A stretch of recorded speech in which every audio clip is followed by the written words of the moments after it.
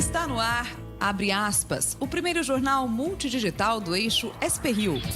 Abre aspas. Apoio FIA. A FIA faz diferença. Olá, muito bom dia. Quarta-feira, 27 de fevereiro. No ar, o Abre Aspas. Direto dos estúdios da SP-Rio+, no Jardim Aquários, em São José dos Campos, São Paulo. Com transmissão ao vivo pelos Facebooks da SP-Rio+, e do jornal O Vale. Comigo, o jornalista Zé Guilherme. Bom dia, Zé. Bom dia, Glauco. E o nosso comentarista, doutor Sebastião Domingues. Bom dia, Glauco. Bom dia a todos. E desastre, começamos a nossa edição noticiando desastre no Rio de Janeiro. 8 pessoas ficaram feridas agora de manhã após um acidente envolvendo 2 composições de trens na estação de São Cristóvão, na zona norte do Rio. De acordo com os bombeiros, os feridos foram levados para o Hospital Souza Aguiar. O maquinista ficou preso às ferragens e os bombeiros estão concentrados em seu resgate. E os destaques desta edição. Aprovado o acordo entre Embraer e Boeing. Divulgada pesquisa sobre governo Bolsonaro. Justiça revoga suspensão às obras do Arco da Inovação. Um rápido comercial e nós voltamos com as notícias.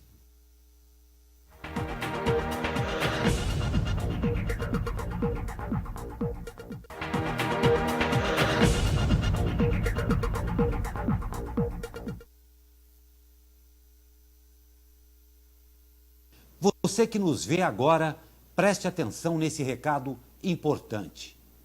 A dengue é uma doença perigosa e que pode até matar. Faça a sua parte para acabar com os focos do mosquito. Deixe a caixa d'água sempre fechada. Guarde garrafas e recipientes de cabeça para baixo. Coloque areia nos pratos de suas plantas.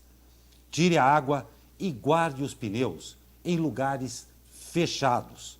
Mantenha calhas e encanamentos secos. Proteja sua família e ajude a combater o mosquito. É o governo de São Paulo e você, juntos, para acabar com a dengue.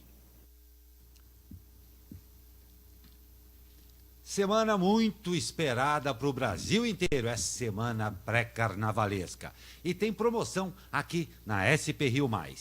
Nós já entramos no clima da folia e queremos levar você junto. Olha só, que tal curtir o carnaval no Clube de Campos Santa Rita, em São José dos Campos, com mais um acompanhante na faixa. Olha só, participar é facinho. Curta a página da SP-Rio no Facebook ou Instagram, curta o vídeo e marque seu acompanhante. Serão 5 pares de convites sorteados. O sorteio acontece ao vivo na edição de sexta-feira agora, dia 1º de março, no Abre Aspas, a partir das 9 da manhã. Então é para você acompanhar mesmo. Participe dessa grande promoção e, claro, compartilhe aí com seus amigos, que serão 5 convites para levar um acompanhante também. Olha só, bacana, né? Notícias, vamos lá. Em assembleia realizada nesta terça-feira, os acionistas da Embraer aprovaram um acordo de venda de cerca de 80% da divisão comercial da empresa para a Boeing. A Assembleia Extraordinária é considerada uma etapa decisiva para a viabilização do negócio, pois, para a confirmação do acordo, é necessário a aprovação dos investidores. Para ser concretizada, a venda falta agora apenas a autorização das autoridades regulatórias. Segundo a Embraer, quase 70% de todas as ações da empresa estiveram representadas na votação, que teve como resultado mais de 95% dos votos válidos favoráveis à transação. Com a aprovação, a parceria estabelece uma joint venture, que é uma empresa formada entre 2 associadas, a qual a empresa dos Estados Unidos, a Boeing, deterá 80% de toda a parte comercial da Embraer, que atualmente é avaliada em 5,26 bilhões de dólares. Os outros 20% permanecerão com a empresa brasileira. Além da parte comercial, o acordo também prevê a criação de outra joint venture para a ampliação do mercado de vendas do avião cargueiro de uso militar, o KC-390. Sobre essa parceria, a Embraer terá 51% das ações e a Boeing ficará com os 49% restantes. Véspera de Assembleia conturbada, né? Na véspera aí da Assembleia, o Tribunal Regional Federal da Terceira Região revogou a liminar que impedia a realização da votação. O pedido foi feito pela Advocacia Geral da União. Também foram registrados protestos dos sindicatos dos metalúrgicos de São José dos Campos e de outras regiões durante a Assembleia. O número dos protestantes, dos que protestaram, ainda não foi divulgado. Estamos caminhando aí, mas já esperava-se isso, não? O imbróglio, né, para variar, a justiça sendo estimulada a tentar bloquear uma atividade eminentemente privada. A Embraer é uma empresa privada que tem acionistas, apesar do governo ter a tal da Golden Share lá, que é aquela ação que pode impedir muita coisa. Então, fez o que tinha que ser feito. Quer dizer, é uma empresa privada que quer se associar a uma outra empresa para formar uma terceira empresa, porque, na verdade, a Embraer não vai deixar de existir, né? Ela apenas vai se juntar a uma outra empresa e vai ser minoritária. O governo conseguiu uma coisa importante, que é a criar-se uma empresa só para cuidar praticamente da área militar, que basicamente é o cargueiro KC-390.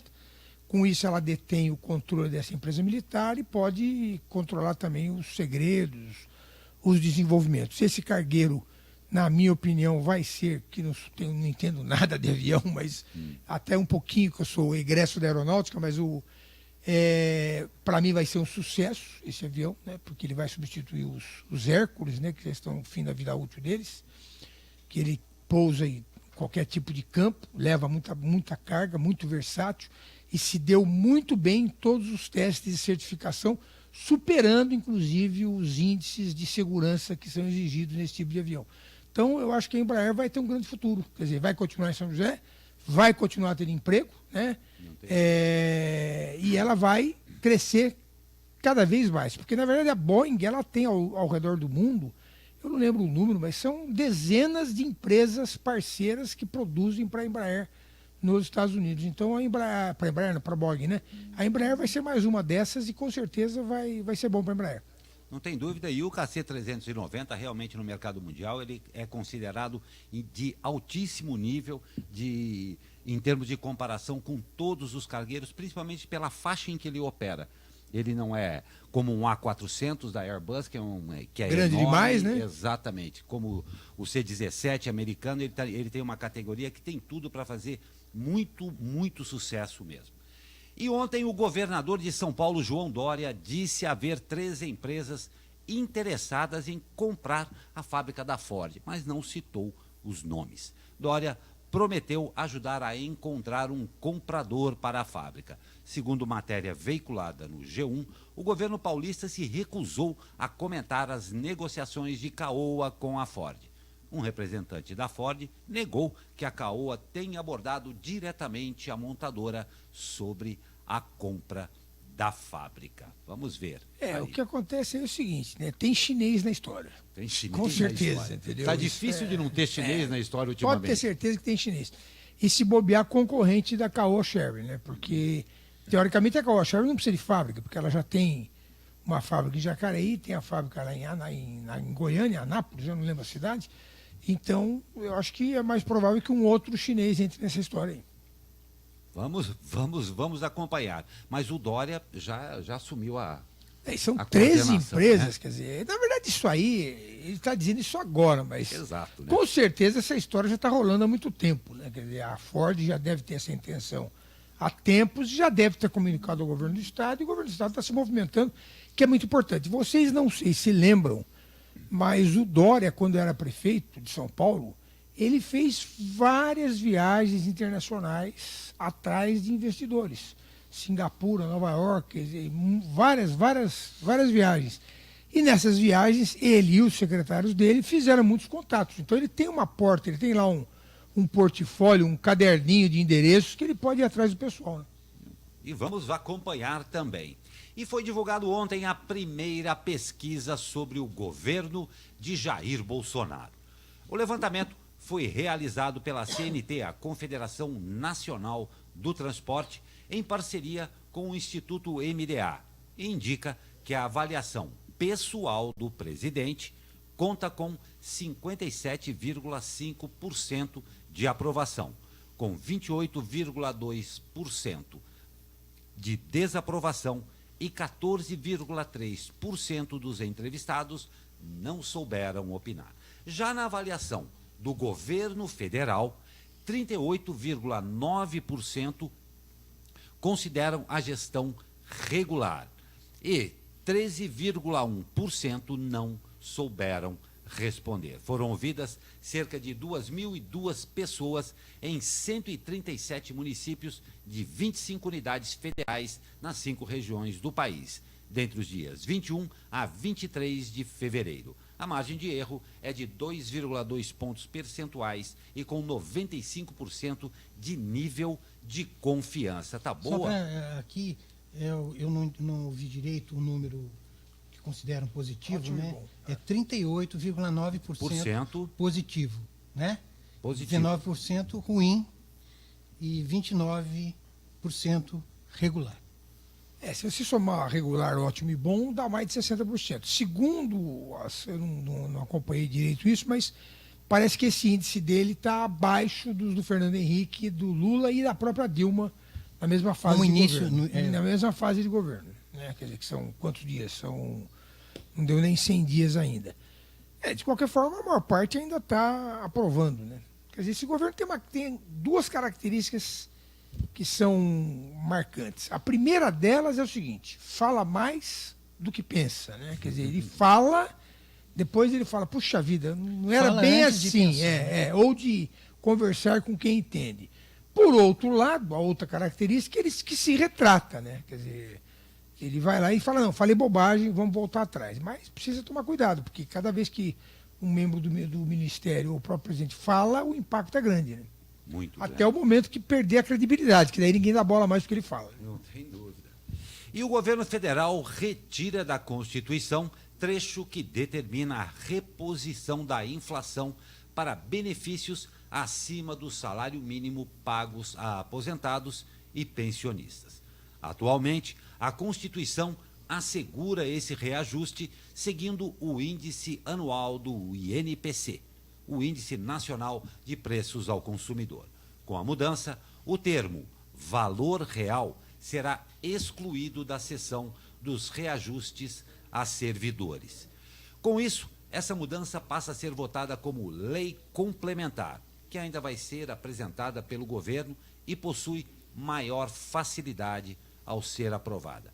As leis complementares necessitam de 257 votos dos deputados e 41 dos senadores, enquanto as mudanças amplas, como a reforma da Previdência, necessitam de 308 votos da Câmara e 49 votos do Senado.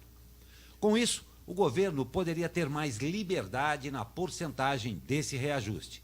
Isso foi negado pela Secretaria Especial da Previdência, que disse que os benefícios continuarão sendo reajustados ao INPC.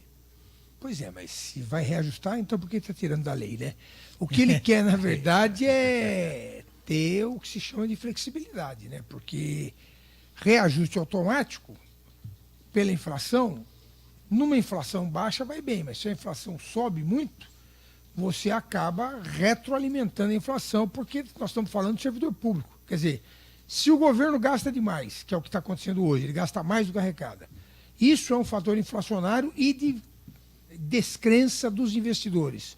E você não tiver mecanismo para controlar esse aumento de gastos, você entra numa roda viva que nunca vai sair dela. Então o governo está segurando, o Paulo Guedes está tentando amarrar todas as pontas. E o funcionalismo tem um impacto muito forte nas contas do governo. E o funcionalismo também vai exercer a sua pressão na reforma. Legítima. Não tem dúvida. E, Sebastião, vou ler uma matéria agora que ratifica exatamente o que você falou, o comentário que você fez há pouco. O ministro da Educação, Ricardo Vélez Rodrigues, disse que errou ao enviar carta com pedido a escolas que filmassem alunos cantando o hino e repetindo o slogan de Jair Bolsonaro: Brasil acima de tudo e Deus acima de todos. Segundo a matéria da Folha de São Paulo, especialistas apontam ilegalidade na iniciativa. Tinha acabado de comentar que vamos... Isso aí é um pouquinho mais amplo. Eu vou... É o seguinte, por causa da ditadura militar, do governo militar, houve uma certa confusão no país entre símbolos nacionais, que é a bandeira, o hino e o brasão da República, tá? E militarismo, tá certo? São duas coisas independentes. Quer dizer, o militar tem por prerrogativa, não, mas tem por educação preservar os símbolos nacionais. Por conta disso, passou a ter no Brasil uma tentativa, uma tendência de você não querer valorizar os símbolos nacionais, porque aquilo remeter ao governo militar, que fazia questão de exaltar isso. E são coisas absolutamente distintas. Uma coisa é a pátria, outra coisa é o exército, né? Então, eu acho muito importante que se reforce, que tem que se ouvir o hino nacional. Ouvir não, né? Cantar para aprender o hino nacional uma vez por semana. Já existe uma lei de 2009 que obriga a isso. Me informei ontem. As Assinada escolas... pelo Haddad, inclusive. Né? Então, maravilha. As escolas municipais fazem isso toda semana. Eu acho até que deveriam fazer também. Provavelmente fazem o hasteamento da bandeira também, porque o símbolo nacional, que é o hino nacional, é o símbolo da nossa pátria. A pátria é onde a gente vive, onde a gente tem a nossa família, quer dizer, é o nosso lugar. Isso é uma coisa. Então, não se discute essa questão do hino. O que se discute são duas coisas: atrelar um lema de campanha, sugerir, ou pedir, ou indicar, ou mandar que crianças fossem filmadas, o que remete a regimes totalitários. Os regimes totalitários tinham essa tendência de filmar as crianças, de mostrar as crianças cantando o hino e fazendo lá a saudação ao Führer, fazendo lá a saudação ao Jonjin, lá, da Coreia do Norte, fazendo a saudação à Revolução em Cuba. Quer dizer, isso aí é uma coisa muito ruim, né? Você ter esse... Então, errou redondamente. A mim, me constrange um pouco ver, sem querer ser preconceituoso, e já sendo, né, mas me constrange um pouco ver um ministro da Educação falando com sotaque muito forte de espanhol. Quer dizer, não me parece sensato um ministro da Educação que não é brasileiro, não me parece sensato, a não ser, como disse minha mulher ontem, se fosse um prêmio Nobel, uma pessoa mundialmente conhecida. Então, errou e, graças a Deus, né, estão tomando o cuidado de voltar atrás e rapidamente. Né? Não tem dúvida, é infeliz. Foi infeliz mesmo. E direto do Rio de Janeiro, olha só, o ex-governador do Rio de Janeiro, Sérgio Cabral, admitiu ontem, pela primeira vez oficialmente, o recebimento de propina ao longo de sua carreira política. Ele prestou depoimento ontem perante o juiz Marcelo Bretas, da 7ª Vara Federal Criminal. Ele disse que ele já escolheu a fantasia, vai sair de anjinho no carnaval. Não, corresponde. Vai ser interessante. Perguntado por Bretas por que havia mudado de ideia, Cabral respondeu que a decisão foi fruto de reflexões feitas durante todo o tempo em que está preso. Abre aspas.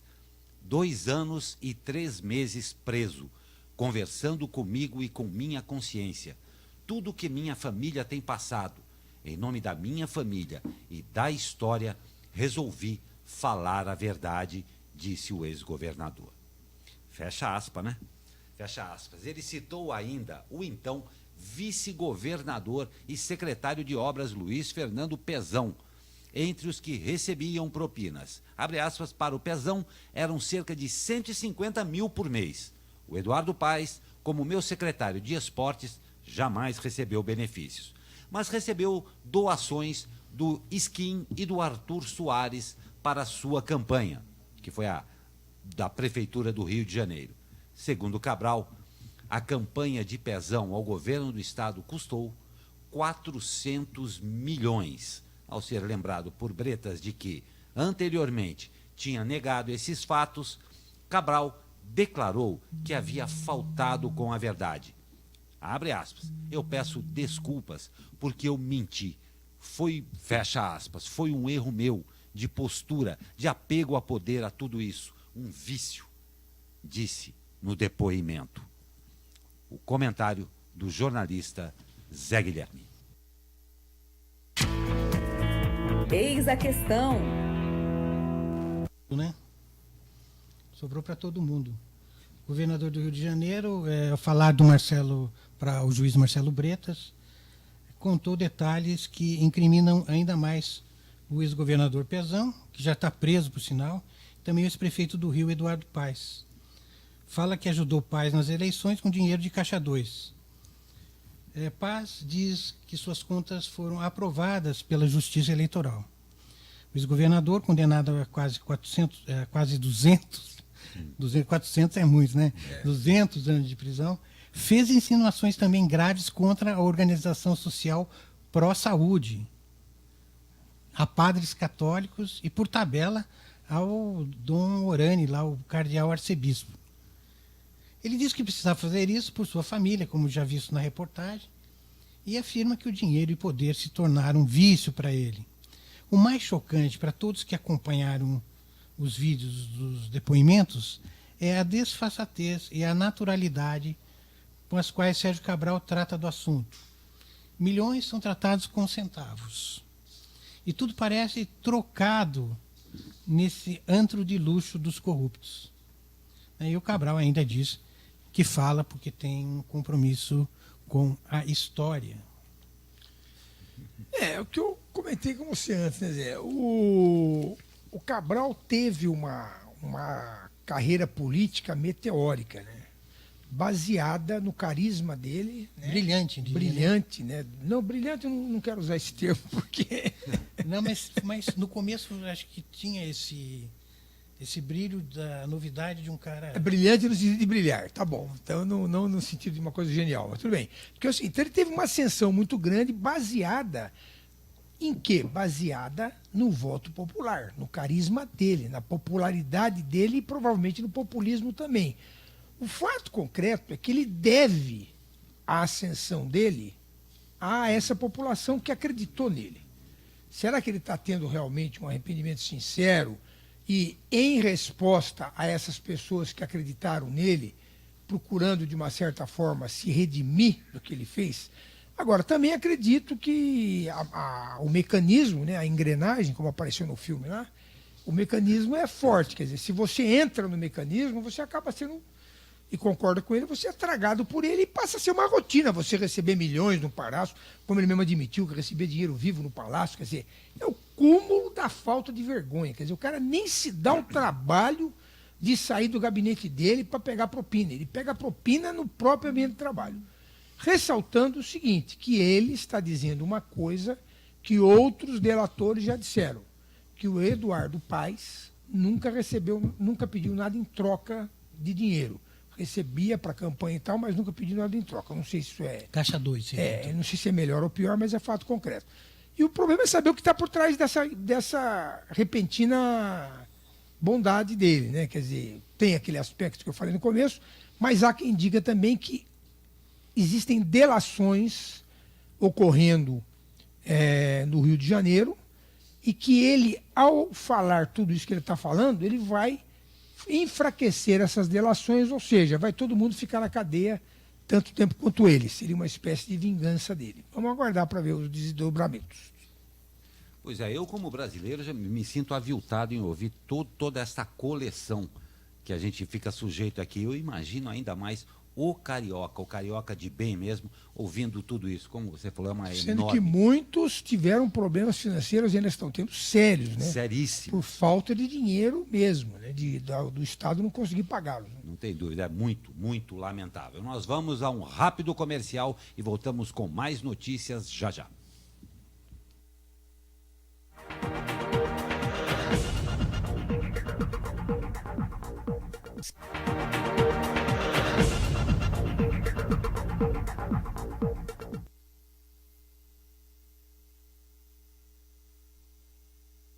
Você que nos vê agora, preste atenção nesse recado importante.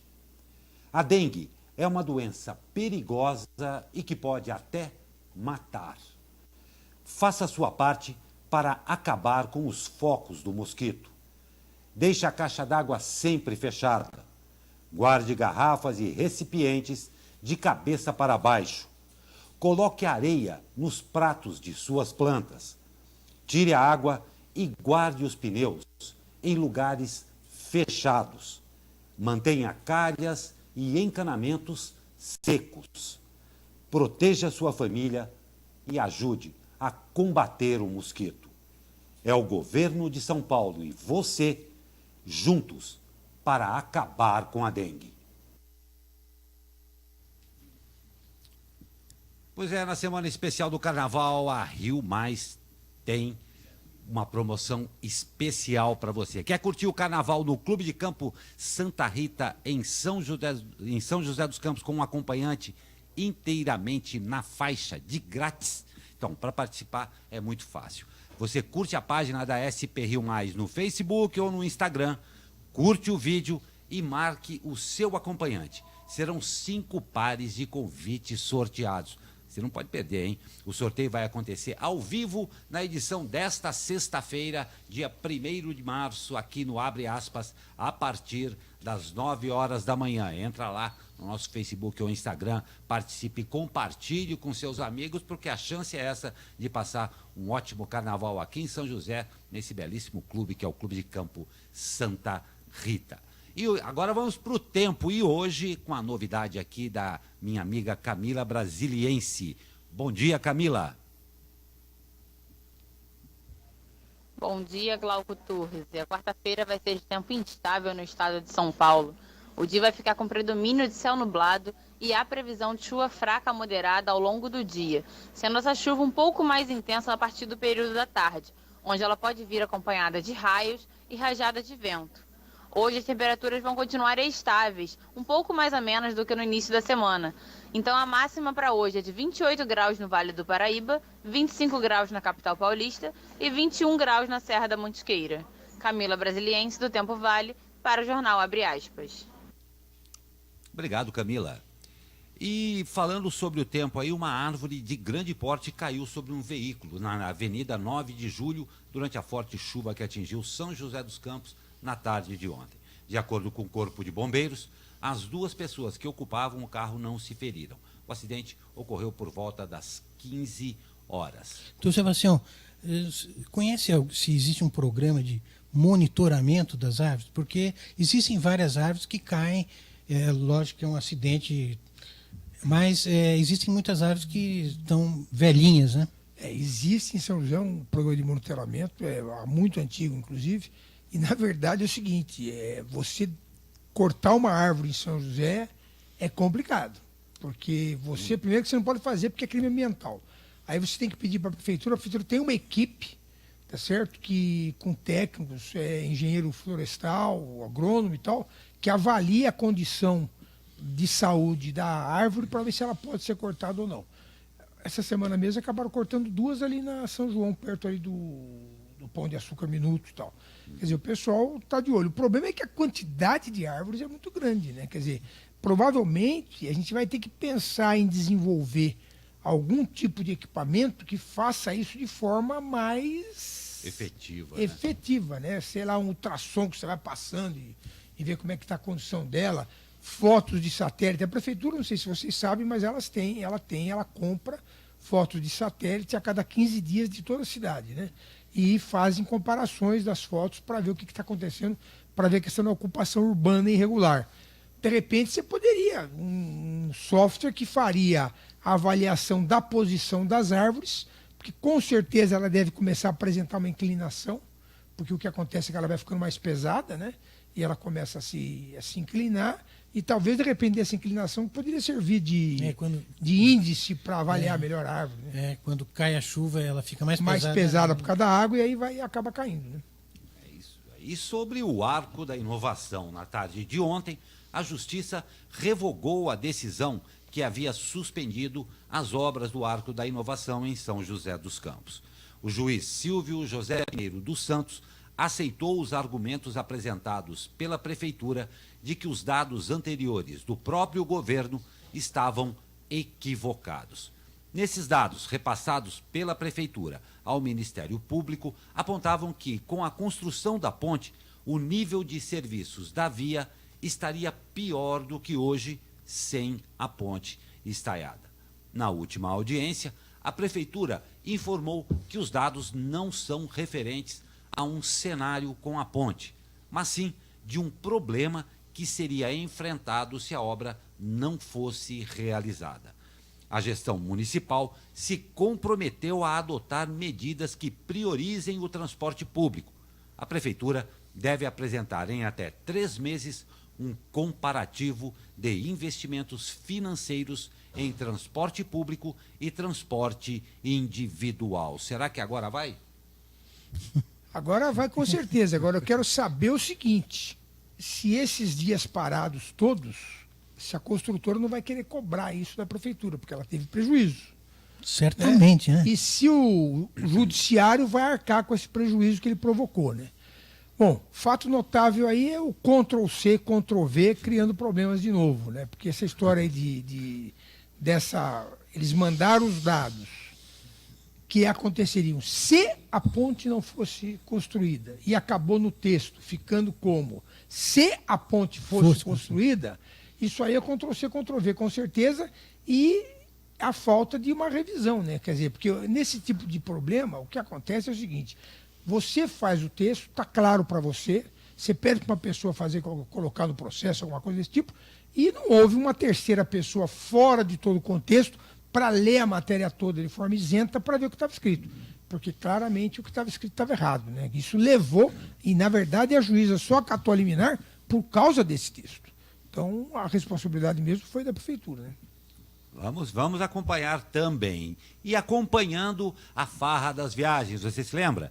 O presidente da Câmara de Taubaté, Boanerges dos Santos, determinou que o arquivamento das denúncias apresentadas por moradores que pediam a cassação dos mandatos de 14 parlamentares envolvidos na farra das viagens, puxa vida, hein? Para engavetar as representações, Boanerges alegou que, segundo a lei orgânica do município e o regimento interno da Câmara, os denunciantes não têm legitimidade para pedir a cassação dos mandatos dos vereadores. Ricardo Paulo Moreira, diretor do Amatal, Amigos Associados de Taubaté, um dos grupos denunciantes, disse entender que o regimento interno da casa permite denúncias por parte de moradores e afirmou que irá contestar o arquivamento na Câmara e no Ministério Público. Vamos acompanhar também. E a Câmara de Taubaté aprovou a abertura de uma CPI para investigar a atuação da Sabesp no município. O requerimento foi elaborado pelo vereador Douglas Carboni, do PCdoB, que presidirá a apuração.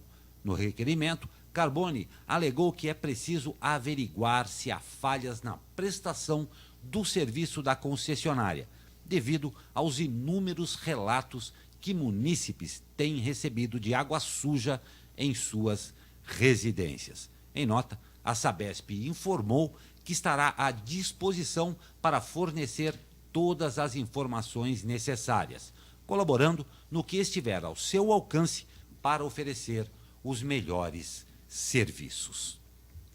E o vereador Maninho 100% terá seu recurso julgado hoje pela 9ª Câmara de Direito Público, Tribunal de Justiça. O parlamentar já foi condenado em primeira instância e pode até perder o mandato caso tenha o recurso recusado contra a decisão judicial por improbidade administrativa no ano passado. A denúncia foi protocolada pelo Ministério Público em abril de 2017. Na ocasião, a acusação chegou a ser investigada pela Câmara, mas foi arquivado em uma manobra do então presidente Juvenil Silvério.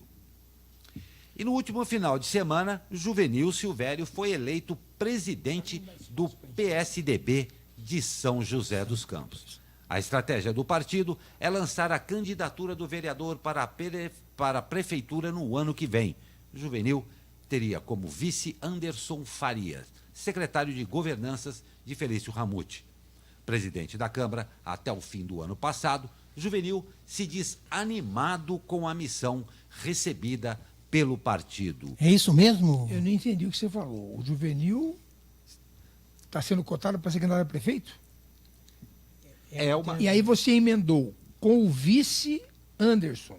Mas o vice Anderson é o vice Anderson da chapa que se elegeu. Então vamos fazer as devidas correções. Então, Vice quer dizer, Anderson Farias. O Juvenil foi eleito presidente. Ah. O Anderson foi eleito vice-presidente do Diretório Municipal do PSDB de São José dos Campos. Feita a retificação, Certo. então. Agora, é óbvio que não me parece natural, né? Quer dizer, o natural é que o Felício seja o candidato do partido, apesar de que ele, como Bolsonaro, por sinal, disse que não tinha intenção de se reeleger, né? Já quando ele foi presidente do partido do PSDB, ele já também não se reelegeu. Mas é outra história. Ele está fazendo um bom governo e você, quando está num cargo desse, você perde um pouco, você deixa de ser dono da sua vontade, né? Quer dizer, a pressão vai ser para que ele seja candidato. Ele vai acabar sendo, né? Vai acabar. E nós vamos para o rápido comercial e voltamos já já com mais notícias para você.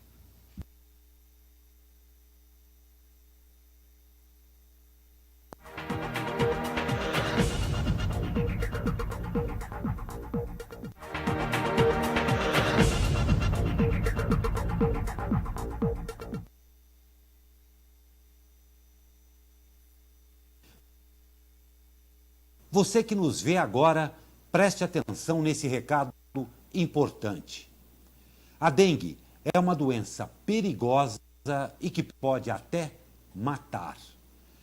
Faça a sua parte para acabar com os focos do mosquito. Deixe a caixa d'água sempre fechada. Guarde garrafas e recipientes de cabeça para baixo. Coloque areia nos pratos de suas plantas. Tire a água e guarde os pneus em lugares fechados. Mantenha calhas e encanamentos secos. Proteja sua família e ajude a combater o mosquito. É o governo de São Paulo e você juntos para acabar com a dengue. E a SP Rio Mais vai dar a chance para você curtir o Carnaval no Clube de Campo Santa Rita com acompanhante. Tá? É uma grande promoção que nós estamos fazendo. Participar é muito fácil. Curta a página da SP Rio no Facebook ou Instagram. Curta o vídeo e marque seu acompanhante. Serão 5 pares de convites sorteados. E o sorteio vai ser aí no dia 1º de março, na nossa edição de sexta-feira, aqui no Abre Aspas, a partir das 9 horas da manhã. É a SP Rio já garantindo um carnaval bem bacana para você nesse 2019, tá? E agora de manhã aconteceu o segundo encontro entre o presidente dos Estados Unidos, Donald Trump, e o líder norte-coreano Kim Jong-un em Hanoi, no Vietnã. A série de reuniões entre os líderes ocorrerá em 2 etapas. A primeira será hoje e a segunda na quinta-feira para discussões políticas de desnuclearização e flexibilização das sanções contra a Coreia do Norte. Trump viajou acompanhado pelo secretário de Estado Mike Pompeo e do chefe de gabinete da Casa Branca, Mick Mulvaney. Kim Jong-un foi ao Vietnã acompanhado por uma comitiva de funcionários do governo coreano e da irmã caçula. A Organização das Nações Unidas, por meio de sua porta-voz, elogiou a iniciativa do encontro. A única coisa que ninguém comentou é por que ele foi de trem. Você sabe que o trem dele é blindado, né? Será que é medo de atentado? Porque é mais seguro o trem do que o avião? Eu não sei, mas eu sei que é uma tradição lá entre o pai dele e o avô dele faziam isso, né? Ah, então tá Eu certo. não sei se... Mas pode ter esse componente, sim. O fato é que é uma reunião importantíssima, né? Quer dizer, eu não sabia que não existe um tratado de paz entre a Coreia do Norte e a Coreia do Sul, né? Depois da guerra. Então, por isso que os Estados Unidos mantém 28 mil soldados na Coreia do Sul. Vocês sabiam disso? 28 mil soldados. Provavelmente deve ter porta-aviões, deve ter um monte de coisa ali junto. Quer dizer, é muita gente, né? Para se manter essa estabilidade. Quer dizer, sendo feito um tratado de paz definitivo e tal, os Estados Unidos diz que vai se retirar da Coreia do Sul. Acabar essa tensão armamentista. Né? Vamos ver. E a Venezuela? A crise humanitária e diplomática segue na Venezuela. Mais de 100 brasileiros que estavam na Venezuela retornaram ao Brasil ontem com autorização do governo venezuelano após negociações com Itamaraty. De acordo com os responsáveis pela operação logística e humanitária, 118 brasileiros retornaram ao país.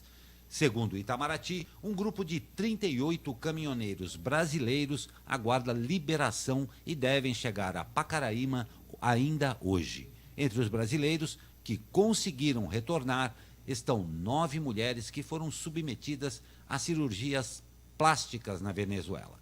O país é destino recorrente de brasileiros em busca de cirurgias plásticas em razão do preço menor do que o praticado no Brasil. Ainda na noite desta terça, mais 5 integrantes da Guarda Nacional Bolivariana cruzaram a fronteira e desertaram. Agora, são 12 deserções na região. A crise diplomática entre Guaidó e Maduro continua. Após Guaidó comparecer à reunião do Grupo de Lima, Maduro disse que, ao retornar, ele terá que prestar contas à justiça venezuelana. Guaidó respondeu que se algo acontecer com ele ou a sua família nos próximos dias, a culpa será de Maduro. Que não cai de Maduro de jeito nenhum, né? Várias observações, né? A primeira delas é a seguinte, né? O sujeito sair daqui para operar na Venezuela, exatamente, que é um país em frangalhos, que não tem coisas básicas. Quem garante que o material que vai ser usado nessa cirurgia é de boa qualidade? Quem garante que vai ter o antibiótico que ela precisa tomar no pós-operatório? É realmente um absurdo. Isso aí, para economizar, não é muita coisa, não. Porque tem a viagem, a despesa e tudo isso. Então, o primeiro comentário é esse. O segundo comentário é o seguinte, eu não entendi bem essa questão. Quer dizer que esses brasileiros não podem sair do país, ou seja, eles estão retidos pelo governo venezuelano? Quando ele decretou o fechamento da fronteira, mas eu digo o seguinte, como é que ele não pode reter um estrangeiro? Isso é uma restrição de liberdade, quer dizer, isso aí é um problema, do meu entender, sério, quer dizer, uma coisa é ele deixar fechar a fronteira para parar o vai e vem. Outra coisa é você ter uma pessoa de outra nacionalidade temporariamente no país e você proibir ela de sair. Isso aconteceu e agora eles estão liberando, né? E a outra questão é o seguinte, né? Quer dizer, eu vi um comentário ontem de um articulista que, infelizmente, acho que ele tem razão. Ele acha que o Maduro não vai sair por conta própria. Né? Ele não vai pessoalmente falar, vamos embora então, não sei o quê. Então ele acha que isso vai acabar em sangue de qualquer forma, né? Ou vai acabar em sangue porque o Maduro, a população vai se rebelar contra ele e vai tentar destituir a força do poder, e ele vai pôr o exército para atacar essas pessoas, ou os Estados Unidos vai invadir através da Colômbia, né? Que seria uma coisa muito ruim também. Outro comentário que eu achei importantíssimo que eu vi ontem é o seguinte, o problema é que para as pessoas do resto do mundo, eles não veem a Venezuela como Venezuela, eles veem a Venezuela como América do Sul. Então isso acaba impactando todos os países da América do Sul em relação a investimentos, tudo isso. Quer dizer, é um problema muito grande. Queria pôr aqui um pedacinho de humor nessa questão. Aquele ator José de Abreu, sabe? Uhum. Costuma cuspir nas pessoas. Sim, sim. Mal educado. Pois é, ele aproveitando o gancho aí de que o Guaidó se proclamou, né? O presidente, e está nessa confusão, ele se proclamou, se autoproclamou presidente do Brasil, mudou até o perfil dele lá no Facebook, né? E pôs o slogan: o Brasil ao lado de todos, nem acima, nem abaixo, nossa bandeira jamais será laranja. Resumindo, é o seguinte, ele está apoiando o governo do Maduro. Pois é. Certo? Quer dizer, Parece, então, que também que ele não está lendo as notícias nem sabe o que acontece. Que, aliás, é muito engraçado isso, né? As pessoas que saem do país por discordarem do Bolsonaro não vão para Cuba, né? Vão para Paris, vão para Coreia do Europa, Norte, né? exatamente. Nem para Venezuela também. Nem para Venezuela também. A despeito das qualidades do grande ator aí, ele continua sendo, no mínimo, de mau gosto. E vamos ao esporte, basquete. Em um Lineu de Moura lotado, o time joseense foi superior e venceu o Vasco pelo placar de 82-68. O destaque da partida ficou por conta do armador Pedro, que marcou 22 pontos. Com o resultado, o time comandado pelo técnico Paulo César Jaú alcança a 9ª vitória na competição, subindo assim para o 7º lugar. O time joseense só volta às quadras no dia 11 de março, quando viaja até Santa Catarina para enfrentar o Joinville.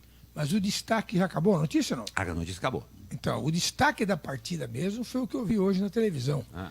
Foi o Antônio Bial, técnico do Vasco, irmão do Pedro Bial. Quando o Said fez a cesta e passou por trás dele na correria, ele simplesmente deu uma cotovelada no jogador. Ele jogou o jogador longe. E teve a cara de pau de dizer que o jogador é que se jogou em cima dele. Você vê claramente no vídeo, pode ver na internet. Ele disse que estar foi disponível. falta nele.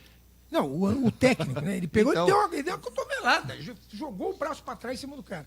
Uma atitude lamentável. Meu genro vascaíno vai ter que ouvir essa. Nossa, boa, boa, boa. E carnaval, São Luís do Paraitinga busca manter as origens de seu tradicional carnaval. Por isso, há poucos dias para o início da folia e na reta final da organização da festa, espera repetir a fórmula do ano passado. Mais tradição e menos pessoas. A expectativa é que esse ano passem pela cidade cerca de 15 mil pessoas por dia, 75 mil durante todo o feriado. A festa em São Luís já começa nesta sexta-feira com o Bloco do Lençol, às 21 horas. E eu aproveito aqui o final para lembrar você a grande promoção aqui da SP Rio Mais, que vai dar convite para você e um acompanhante curtir no Clube de Campo Santa Rita. O sorteio vai ser na edição de sexta-feira, 1º de março, aqui no Abre Aspas. Você também pode saber tudo a respeito dessa promoção pelo site spriomais.com.br. Aproveite. E uma nota, aqui Osiris Silva, fundador da Embraer, irá participar de um debate na próxima quinta-feira, às 18h30, em São José dos Campos. No debate, ele responderá perguntas da plateia sobre os desafios e as oportunidades que a Joint Venture trazem para o setor aeronáutico brasileiro. O evento tem entrada franca, mas os interessados precisam realizar suas inscrições com antecedência com a Secretaria do ASECRE, Associação dos Empresários, da ASECRE, exatamente. Então, você pode ter também mais notícias a respeito disso daqui em nosso site, que a gente vai te esclarecer. Não esqueça que no site da Secretaria do ASECRE, que é a Associação das Chacras Reunidas, não é? É, que eu lembro Associação Chacras Reunidas. Reunidas. É.